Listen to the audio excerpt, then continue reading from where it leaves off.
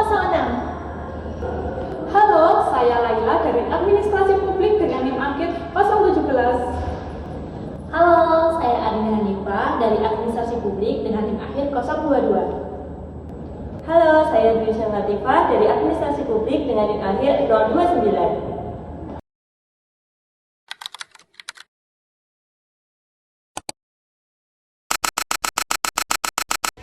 Kita hidup di era antroposin, di mana sidik jari manusia ada di setiap sudut bumi. Tapi bagaimana jika itu bukan akhir, melainkan awal dari perubahan yang baik? Pada era ini, jejak manusia begitu nyata di mana-mana. Hutan dibabat, laut tercemar, dan udara penuh karbon. Namun, di balik kehancuran itu, muncul harapan di mana ada taman kota yang hijau, hutan yang kembali tumbuh, dan desa yang mandiri energi.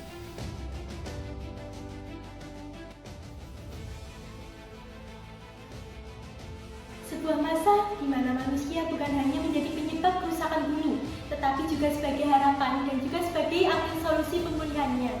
Itulah yang disebut sebagai era antroposin, ketika aktivitas manusia menjadi kekuatan utama yang mengubah sistem bumi mulai dari perubahan iklim, polusi, dan keanekaragaman hayati. Antroposin tidak harus berarti kehancuran, tetapi kita berada di titik balik sejarah. Saatnya bertanya bukan apa yang telah kita rusak, tetapi apa yang bisa kita perbaiki bersama.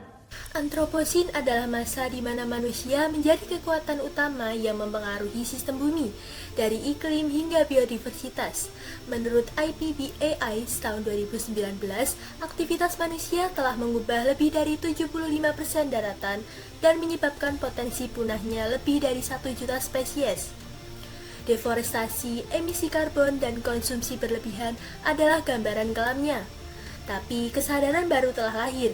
Jika manusia bisa merusak, maka manusia juga bisa membangun kembali. Tantangan global ini mengundang kita untuk menjadi generasi yang menulis ulang untuk masa depan.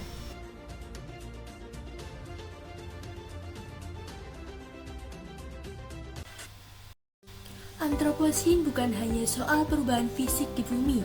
Ini juga mencerminkan dari pola pikir kita, pertumbuhan tanpa batas dan eksploitasi tanpa jeda. Sejak tahun 1950, konsumsi energi global meningkat lebih dari 400%. Emisi karbon melonjak drastis, menyebabkan suhu bumi naik lebih dari 1,1 derajat Celcius sejak era pra-industri. Namun, kita juga melihat tanda-tanda kesadaran baru. Lebih dari 190 negara menandatangani perjanjian Paris untuk membatasi pemanasan global. Gerakan agroekologi dan reforestasi berkembang pesat di berbagai belahan dunia. Inilah paradoks antroposin. Manusia bisa menjadi perusak, tetapi juga bisa menjadi penyembuh. Bayangkan masa depan di mana kota tak lagi sesak oleh polusi, tapi dipenuhi udara segar dari taman kota. Atap gedung penuh tanaman hidroponik, dan energi yang kita pakai berasal dari matahari dan angin.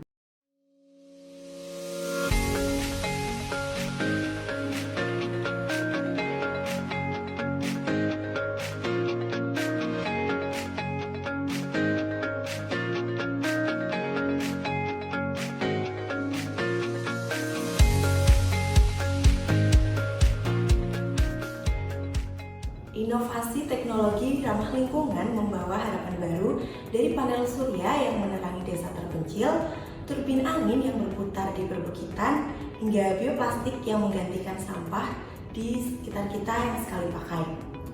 Di tengah hiruk-pikuk padatnya perkotaan, muncul pertanian di kota dan sistem transportasi bersih yang ramah lingkungan.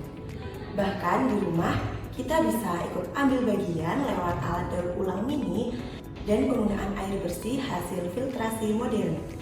Inilah wajah baru bumi, hijau, cerdas, dan berkelanjutan karena kemajuan teknologi tak harus merusak, tapi bisa menyelamatkan. Dalam konteks sosial budaya, konsep ini mendorong pemanfaatan teknologi dan inovasi untuk memperkuat nilai-nilai lokal seperti gotong royong, keadilan sosial, dan pelestarian budaya. Artinya, perubahan tidak harus merusak, tetapi kita justru bisa menciptakan masa depan yang berkelanjutan dengan berakar pada kearifan komunitas dan solidaritas sosial. Perubahan besar dapat dimulai dari langkah kecil yang kita lakukan setiap hari, mulai dari membawa tumbler sendiri, mengurangi plastik sekali pakai, hingga mematikan listrik saat tidak digunakan. Di berbagai sudut negeri, komunitas lokal membentuk gerakan seperti bank sampah, kelompok tanam pohon, dan edukasi lingkungan yang membuktikan bahwa gotong royong bisa menyelamatkan bumi. Sekolah dan kampus pun kini mulai menanamkan nilai-nilai cinta lingkungan dalam pelajaran mereka. Seringkali manusia dianggap sebagai penyebab kerusakan lingkungan, tapi di era good anthropocene kita melihat sisi lain dari cerita itu. Di berbagai penjuru Indonesia muncul aksi-aksi nyata saat manusia justru menjadi penjaga, pelindung, bahkan penggerak perubahan positif bagi bumi. Mari kita lihat bagaimana masyarakat dari hutan, kota hingga pelosok pulau mampu membalikkan arah dari eksploitatif menjadi lestari, dari bergantung menjadi mandiri. Inilah wajah optimis masa depan saat alam dan manusia bisa tumbuh. Di jantung negeri ini, tumbuh semangat menjaga alam sembari menumbuhkan harapan. Di Papua, Kalimantan, Sulawesi, dan daerah lainnya, warga desa tak lagi sekedar penonton dalam kelestarian hutan. Namun, mereka adalah penjaganya.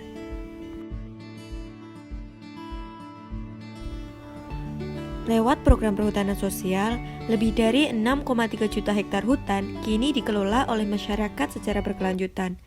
Mereka menanam pohon yang menghasilkan buah, madu, dan juga rempah, menjaga hutan tetap hijau, dan di saat yang sama membawa pulang penghasilan.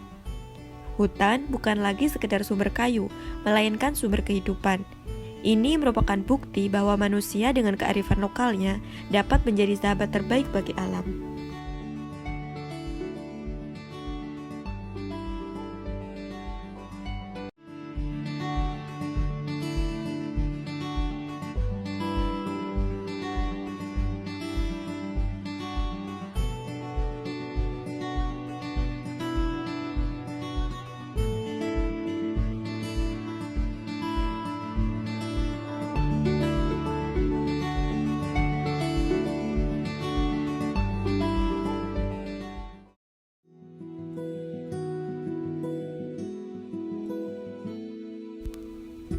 Dari hijaunya hutan yang dikelola warga, kita berpindah ke hijau yang tumbuh di tempat tak terduga, di sela tembok, atap rumah, dan jalan-jalan kota. Bukti bahwa kepedulian pada alam bisa hidup di mana saja. Di balik deru kendaraan dan gedung pencakar langit, ada revolusi hijau yang tumbuh perlahan. Urban farming atau yang biasa disebut berkebun di tengah kota menjadi cara warga kota menghadirkan alam kembali ke dalam hidup mereka.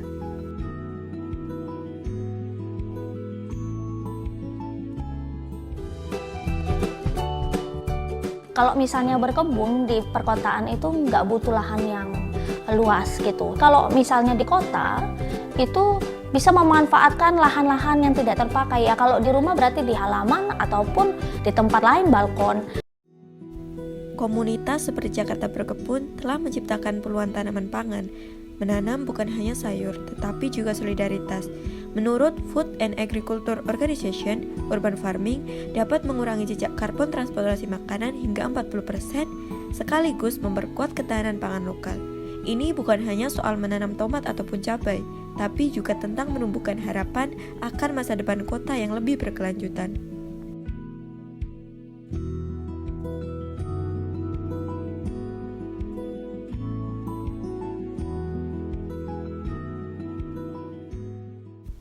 Dan ketika kota mulai menghijau, desa-desa pun bersinar, bukan hanya oleh cahaya mentari, tetapi oleh semangat untuk berdiri mandiri.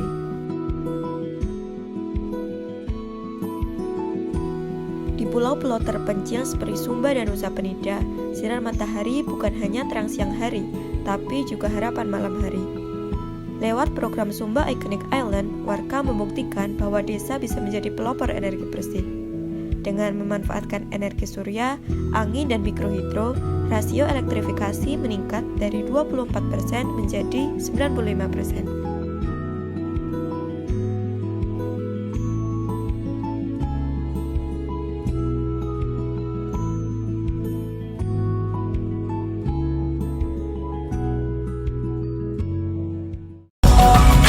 Sumba sebagai iconic island yang kita barukan itu sudah dikembangkan dari tahun 2010. Ya, memang baru mendapatkan dukungan dengan bentuk peraturan Menteri SDM itu 2015 ya, di era Pak Sudirman Said sebagai Menteri SDM.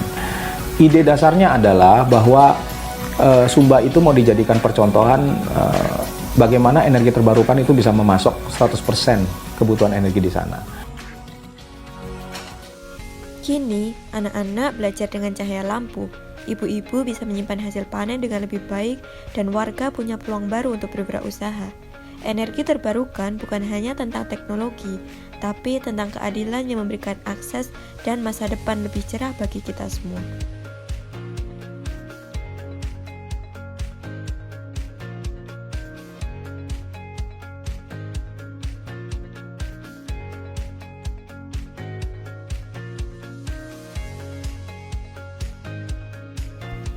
Masa depan bukan tentang kerusakan, tapi harapan yang kita tanam bersama. Kut Anthropocene adalah bukti nyata bahwa manusia bisa menjadi bagian dari solusi, dari hutan, kota, hingga desa terpencil. Bumi tak butuh pahlawan, ia butuh kita semua untuk bertindak, sekecil apapun itu.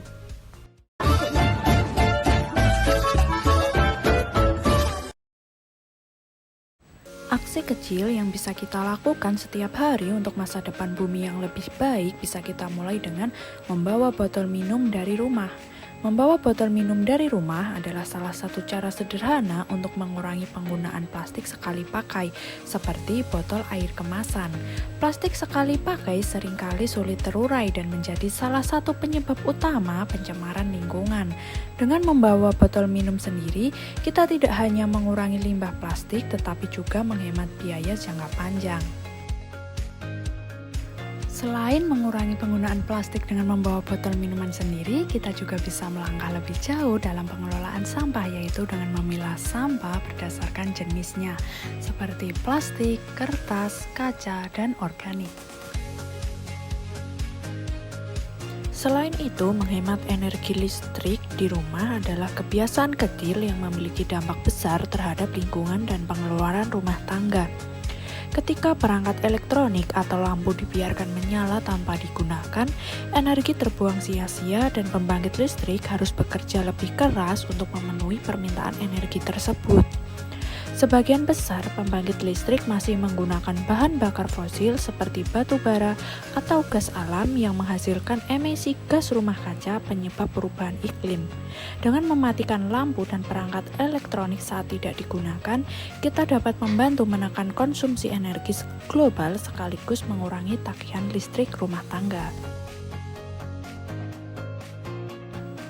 Selain itu, kita juga bisa turut serta dalam memperbaiki kualitas lingkungan dengan berkebun, seperti memanfaatkan lahan sempit di rumah atau bertanam sayur-sayuran, bunga, atau tanaman lainnya. Dengan menanam sayuran seperti bayam, kangkung, atau cabai di pot atau hidroponik, kita dapat mengurangi ketergantungan pada produk pertanian yang seringkali menggunakan bahan kimia berlebihan. Selain itu, menanam bunga atau tanaman hias membantu menciptakan ruang hijau kecil yang mempercantik lingkungan rumah dan meningkatkan kualitas udara. Langkah ini juga memberikan manfaat psikologis karena aktivitas berkebun terbukti dapat mengurangi stres dan meningkatkan kesejahteraan mental. Kontribusi terhadap lingkungan tidak hanya terbatas pada ruang rumah saja. Kita juga bisa memperluas dampak positif dengan memilih mode transportasi yang lebih ramah lingkungan. Penggunaan transportasi umum seperti bus, kereta api, atau MRT adalah alternatif yang ramah lingkungan dibandingkan kendaraan pribadi. Setiap kali kita menggunakan transportasi umum, kita membantu mengurangi jumlah kendaraan di jalan raya, yang berarti emisi karbon dari bahan bakar fosil juga berkurang. Selain itu, transportasi umum lebih efisien dalam hal konsumsi energi karena mampu mengangkut lebih banyak orang dalam satu perjalanan. Dengan menjadikan transportasi umum sebagai pilihan utama untuk bepergian, kita tidak hanya mengurangi jejak karbon pribadi, tetapi juga mendukung pengembangan infrastruktur transportasi massal yang lebih baik. Kebakaran hutan menyebabkan Kabupaten Kota Waringin Timur, Kalimantan Tengah diselimuti kabut asap tebal. Indonesia menjadi negara terbesar ke-6 penghasil emisi karbon di dunia dengan 1,90. Karena udah kebiasaan buang sampah di kali. Ini pendidikan tinggi semua, Pak. Kita hidup di masa paling maju dalam sejarah peradaban, tapi juga masa paling rapuh bagi bumi. Semua tidak terjadi tiba-tiba. Ini adalah hasil dari pilihan keputusan kecil yang berdampak besar. Ayo, mulai sekarang kita berubah. Kini, saatnya kita tidak hanya menjadi saksi perubahan, tetapi juga pelaku perubahan. Dunia bisa tetap berkembang tanpa harus mengorbankan alam. Dengan teknologi ramah lingkungan, gaya hidup berkelanjutan, dan kolaborasi antar generasi, kita bisa menciptakan masa depan yang tidak hanya maju, berkembang, tetapi juga selaras dengan bumi. Mari wujudkan Good Anthropocene, masa depan di mana manusia dan alam tumbuh bersama. Karena bumi ini bukan hanya sekedar warisan nenek moyang atau titipan anak cucu belaka. Bumi adalah kenikmatan yang harus kita bertanggungjawabkan bersama. 3 strategi kunci dalam mewujudkan Good Anthropocene. 1. Adaptasi. Adaptasi merupakan upaya untuk menyesuaikan sistem sosial, ekonomi, dan ekologi dengan dampak perubahan iklim yang sudah dan akan terjadi.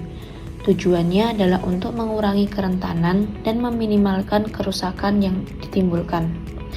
Contoh dari adaptasi adalah pembangunan tanggul dan sistem drainase untuk menghadapi banjir di kota pesisir, perubahan pola tanam dan pemilihan varietas tahan kekeringan di sektor pertanian, serta sistem peringatan dini bencana atau early warning system untuk menghadapi cuaca ekstrim. 2. Mitigasi. Mitigasi merupakan segala bentuk tindakan untuk mengurangi emisi gas rumah kaca atau meningkatkan penyerapan karbon oleh alam dengan tujuan untuk memperlambat atau menghentikan laju perubahan iklim. Contoh dari mitigasi adalah transisi ke energi terbarukan seperti surya dan angin, konservasi hutan dan reboisasi, serta menggunakan transportasi rendah emisi seperti kendaraan listrik dan transportasi umum berbasis listrik. Ketiga, resilience. Resilience merupakan kemampuan untuk bangkit dan pulih setelah mengalami tantangan dan menghadapi situasi dan kondisi paling sulit. Mampu bertahan dan beradaptasi di tengah tekanan, dapat bangkit kembali, dan juga bertransformasi menjadi lebih baik setelah mengalami dampak bencana atau krisis. Contoh dari resilience adalah kota-kota yang memiliki infrastruktur fleksibel seperti taman kota yang sekaligus berfungsi sebagai ruang resapan air, dan program pendidikan dan pelatihan komunitas untuk membangun kesadaran dan kesiapsiagaan terhadap bencana.